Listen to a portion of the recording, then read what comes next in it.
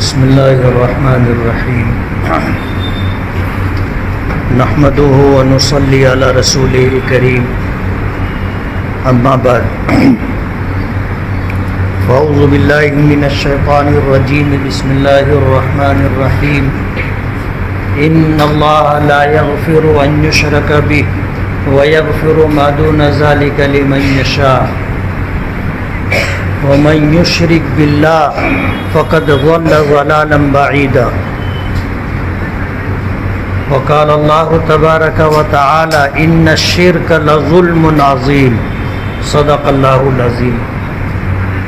بزرگان محترم اور عزیز دوستو، ہم اہل ایمان کے یہاں عقیدہ توحید بنیاد اور اساس ہے، یعنی کسی شخص کے مومن ہونے کے لیے یہ لازمی اور ضروری ہے کہ وہ عقیدہ توحید کو دل سے مانتا ہو، اللہ تعالیٰ کی ذات میں، اللہ تعالیٰ کی صفات میں، اللہ تعالیٰ کے افعال و آثار میں کسی چیز کی شرکت شرک کہلاتا ہے۔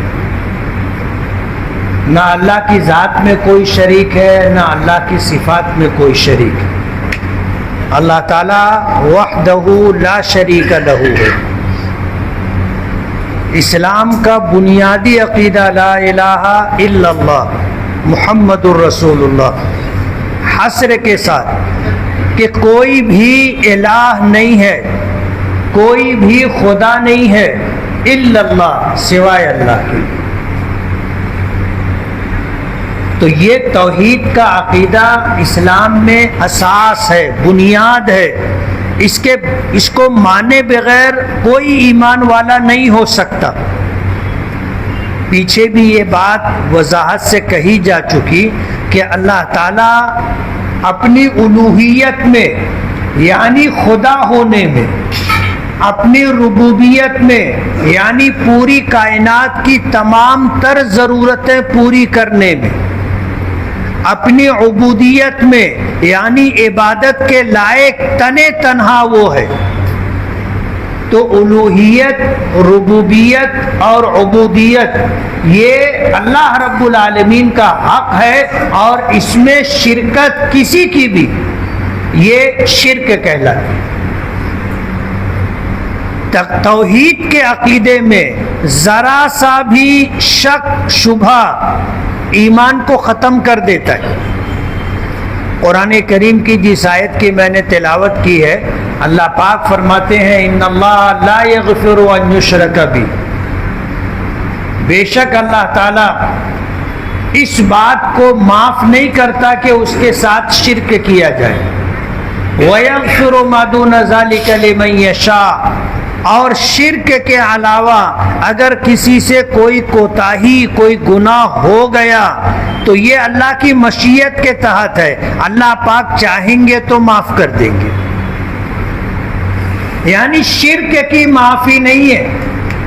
اگر کوئی شخص اس دنیا میں شرک کرتا رہا، اللہ کے علاوہ زمین کو اس نے خدا مانا، اللہ کے علاوہ آسمان کو اس نے خدا مانا، اللہ کے علاوہ چاند، سورج، ستارے، پہاڑ، آگ، درخت، جانور، کسی کو بھی جو اللہ کی پیدا کردہ مخلوق ہے ان میں سے کسی کو اگر اس نے خدا مانا وہ مشرک ہے۔ علماء نے لکھا ہے کہ الوہیت یعنی اللہ ہونا مخلوق کے منافی ہے۔ اللہ کے متعلق قل ہو اللہ میں آپ نے پڑھا ہوگا لم یلد ولم یولد، اللہ کو کسی نے جنا نہیں۔ جیسے ہم ہیں، ہماری پیدائش کا سبب ماں اور باپ ہے، اللہ نے ان کو ذریعہ بنایا، اور ماں کے پیٹ سے ہم نے جنم لیا ہے، ہماری پیدائش ماں کے پیٹ سے ہوئی ہے۔ اللہ تعالیٰ کو اس طرح کسی نے جنا نہیں ہے۔ وَلَمْ يُولَدْ، اور ایسا بھی نہیں ہے کہ اللہ کو کسی اور طریقے سے پیدا کیا گیا ہو، نہ اسے کسی نے جنا ہے اور نہ وہ جنا گیا ہے۔ یہ اللہ تعالیٰ کی خصوصیت ہے کہ وہ الہ ہے، مخلوق نہیں ہے۔ ہم سب مخلوق ہیں، یہ پوری کائنات، چاہے اس میں جو مخلوقات ہیں وہ چھوٹی ہوں یا بڑی ہوں، جیسے زمین اللہ کی مخلوق ہے، بہت بڑی ہے۔ زمین کتنی ہے اللہ کو معلوم۔ آسمان بہت بڑا ہے، اتنا بڑا ہے کہ ساری زمین اور سارے سمندر یہ اسی آسمان کے تحت ہے، نیچے ہے۔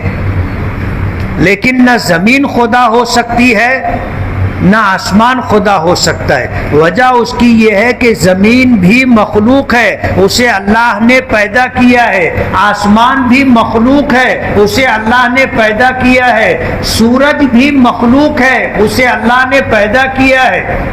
چاند بھی مخلوق ہے، اسے اللہ نے پیدا کیا ہے۔ اور اس کائنات میں نہ جانے کتنے سیارے، چاند سورج کی طرح کتنی مخلوقات ہیں جنہیں ہم نے دیکھا نہیں اور جانتے بھی نہیں، وہ سب مخلوق ہے۔ تو جس طرح الہ مخلوق نہیں ہو سکتا، اسی طرح کوئی مخلوق الہ اور خدا نہیں ہو سکتی۔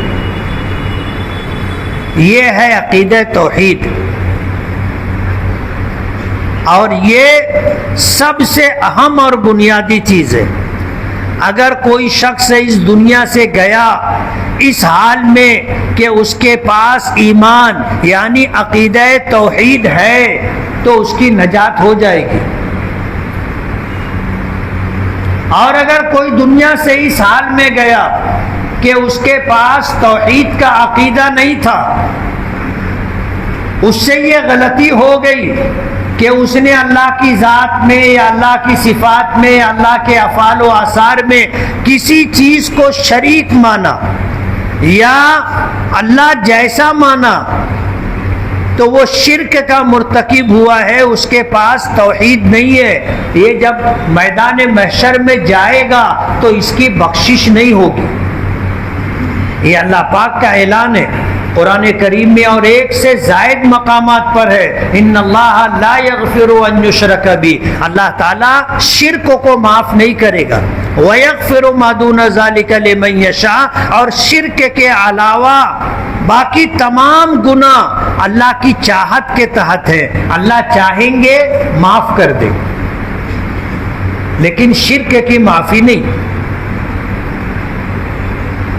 اللہ پاک نے سب سے پہلے انسان حضرت آدم علیہ نبینا علیہ الصلاۃ والسلام کو نبی بنا کر کے بھیجا۔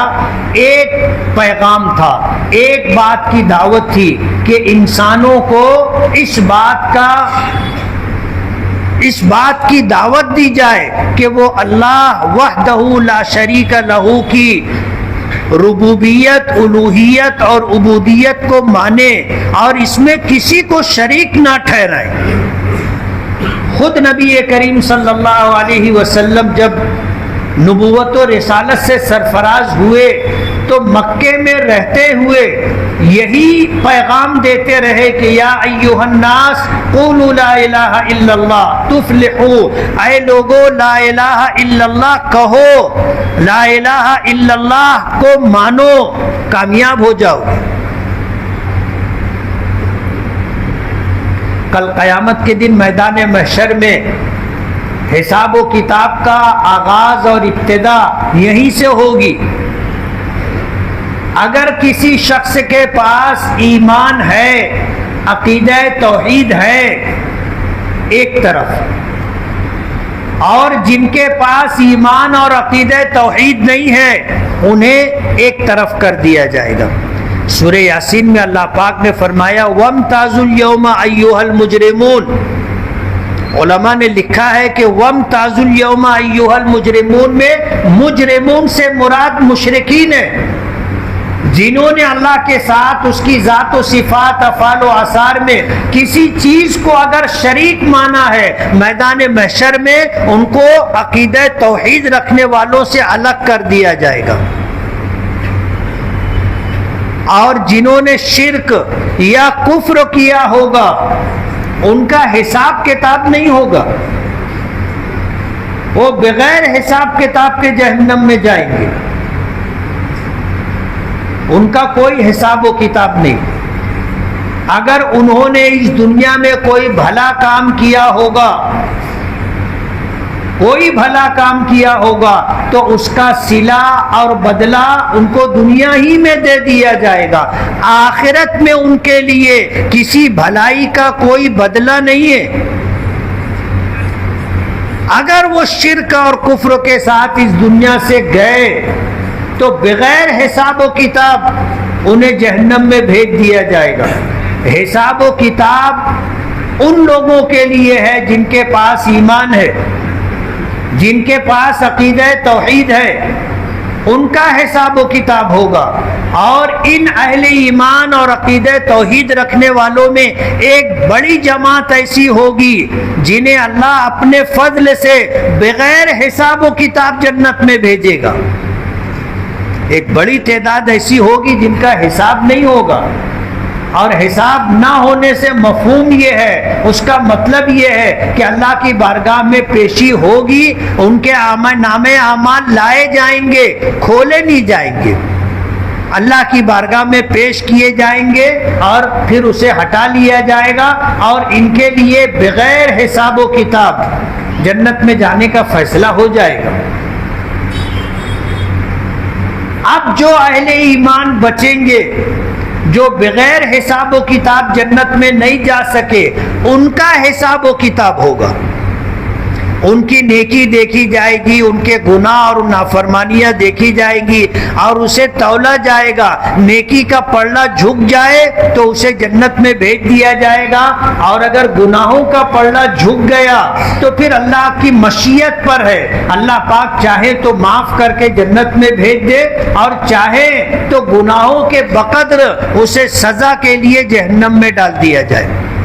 لیکن اس کے پاس ایمان تھا، عقیدہ توحید ہے، تو جو گناہ اس نے کیے ہیں اس کی سزا بھگت لینے کے بعد انہیں جہنم سے نکال کر کے جنت میں ڈال دیا جائے گا. لیکن جس کے پاس توحید نہیں ہے، ایمان نہیں ہے، وہ ہمیشہ ہمیشہ جہنم میں رہے گا، کبھی جہنم سے نکالا نہیں جائے گا.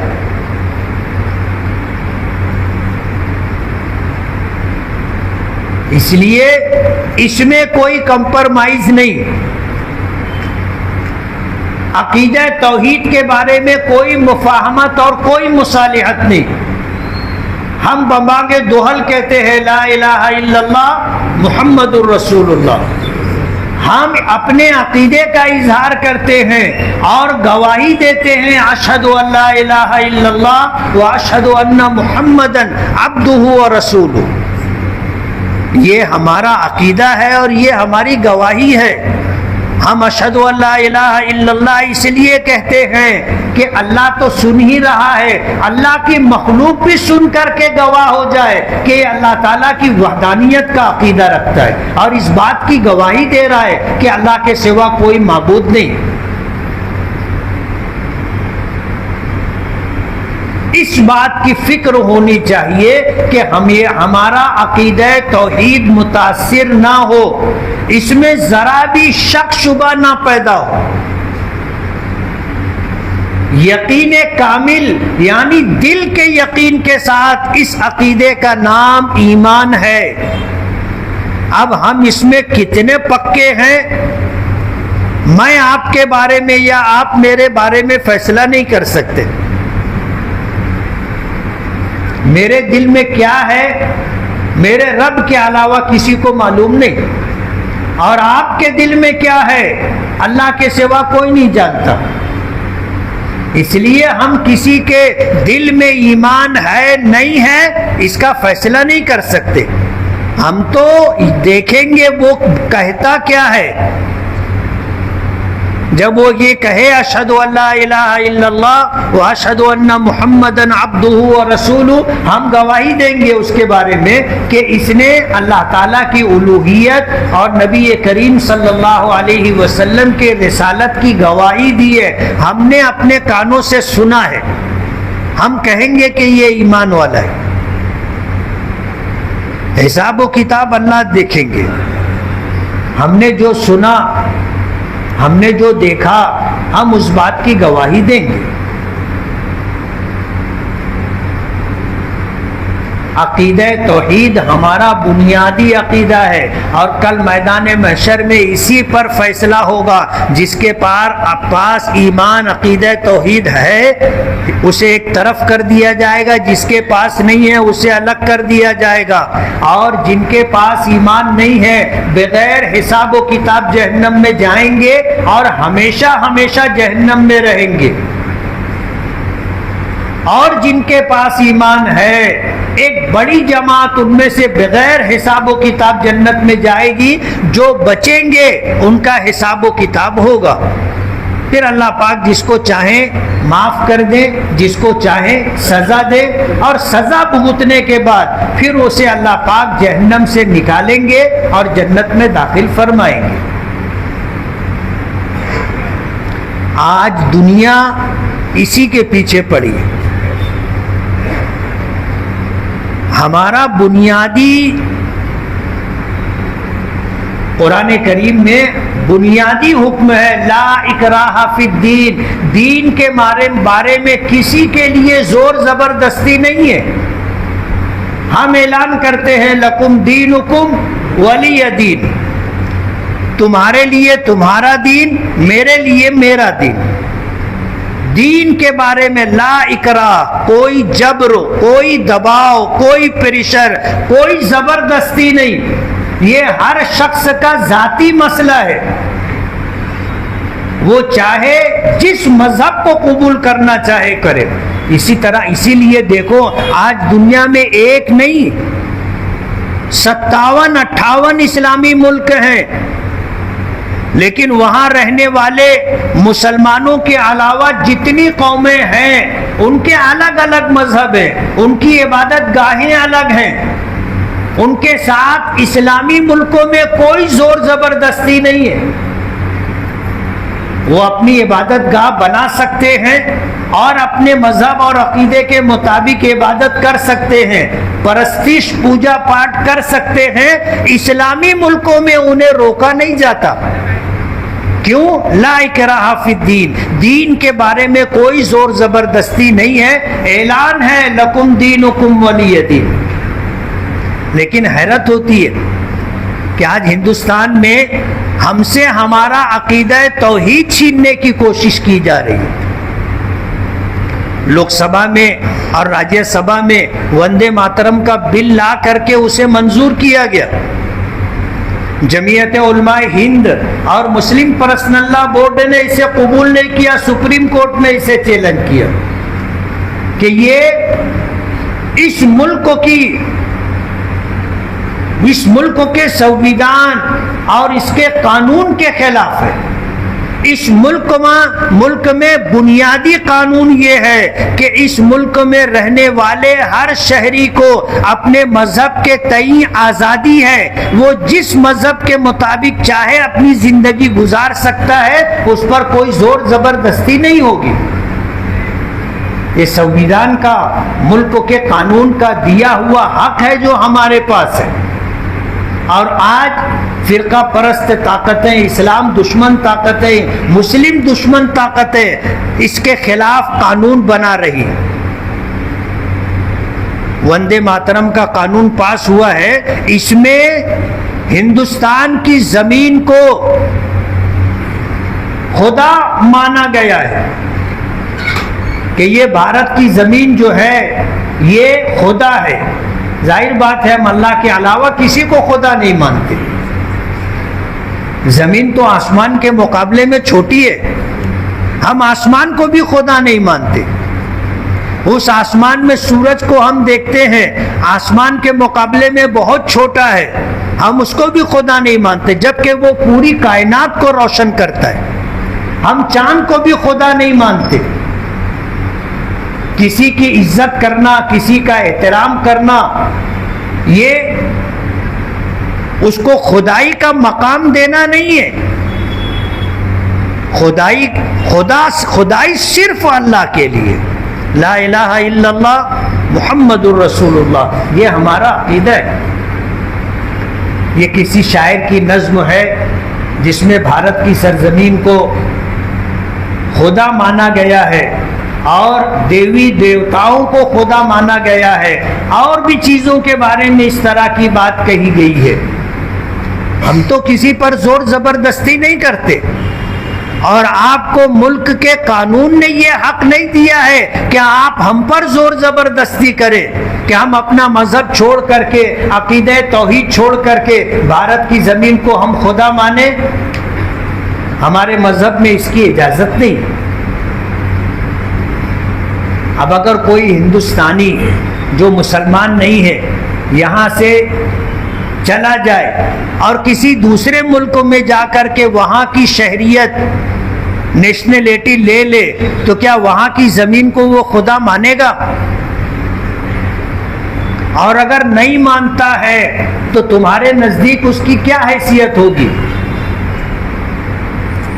آپ ہندوستان میں رہنے والے کسی ہندوستانی کو مجبور نہیں کر سکتے کہ وہ ہندوستان کی سرزمین کو اپنا خدا مانے. ہم تو خدا صرف اللہ رب العالمین کو مانتے ہیں، اور اسی عقیدے کے ہم قائل ہیں، اور اسی عقیدے پر ہم جینا بھی چاہتے ہیں، مرنا بھی چاہتے ہیں. ہماری خواہش ہے کہ ہم توحید کے ساتھ زندگی گزاریں، اور ہماری چاہت ہے کہ ہم اسی عقیدہ توحید پر مریں. نبی کریم صلی اللہ علیہ وسلم نے فرمایا، من کانا آخر کلامہ لا الہ الا اللہ دخل الجنہ. جس شخص کا آخری کلام، آخری بات، آخری جذبہ اور عقیدہ لا الہ الا اللہ ہو، وہ جنت میں جائے گا. تو ہم اسی عقیدہ توحید کے ساتھ جینا اور اسی عقیدہ توحید کے ساتھ مرنا چاہتے ہیں. ہم ان لوگوں سے کہنا چاہتے ہیں کہ ملک کے قانون کے مطابق آپ قانون بنائیے، لیکن کسی سے اس کا دین مت چھینیے، کسی سے اس کا عقیدہ مت چھینیے، اور کسی پر زور زبردستی کر کے اس کا دھرم پریورتن مت کروائیے. ہر ایک کو آزاد رہنے دیجیے کہ وہ جس عقیدے کے ساتھ اور جس دھرم اور دین کے ساتھ زندگی گزارنا چاہے گزارے.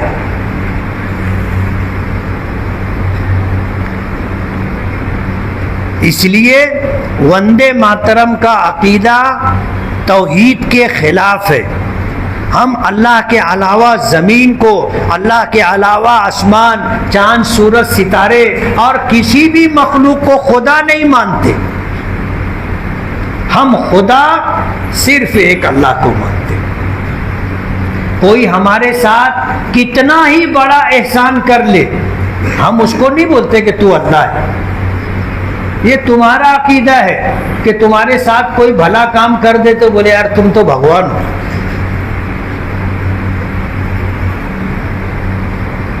ہمارا عقیدہ ایک اللہ ہے جو وحدہ لا شریک لہ ہے، جو یکا و تنہا ہے، جس کی ذات میں، جس کی صفات میں کائنات کی کوئی مخلوق شریک نہیں ہے. ہم اسی عقیدے کے ساتھ جینا اور اسی عقیدے کے ساتھ مرنا پسند کرتے ہیں. یہی ہماری چاہت، یہی ہمارا زندگی کا مقصد ہے، اور ہم انشاءاللہ اسی عقیدے توحید کے ساتھ جئیں گے بھی، مریں گے بھی. اللہ تعالی ہمیں اپنا فضل عطا فرمائے اور ہمارے لیے عقیدہ توحید کے مطابق زندگی گزارنا آسان کر دے. اور جو لوگ ہم سے ہمارا عقیدہ توحید چھیننا چاہتے ہیں، اللہ تعالیٰ انہیں ناکام، خاسر اور نامراد فرما دے. اس کی ہم سب کو فکر کرنی چاہیے. آج کی موجودہ سرکار ہندوستان میں رہنے والے تمام لوگوں کو اسی عقیدے پر لانا چاہتی. کہ وہ بھارت کی سرزمین کو خدا مانے، تمام دیوی دیوتاؤں کو خدا مانے. ہم نہیں مانتے. یہ ہمارے مذہب کے خلاف ہے، عقیدہ توحید کے خلاف ہے، اور ہندوستان کے قانون اور دستور کے خلاف ہے. سپریم کورٹ میں مسلم پرسنل لا بورڈ اور جمعیت علماء ہم تمام کی طرف سے نمائندہ بن کر کے اس کیس کو لڑ رہی ہے. اللہ کامیابی عطا فرمائے. وآخر دعوانا ان الحمد للہ رب العالمین.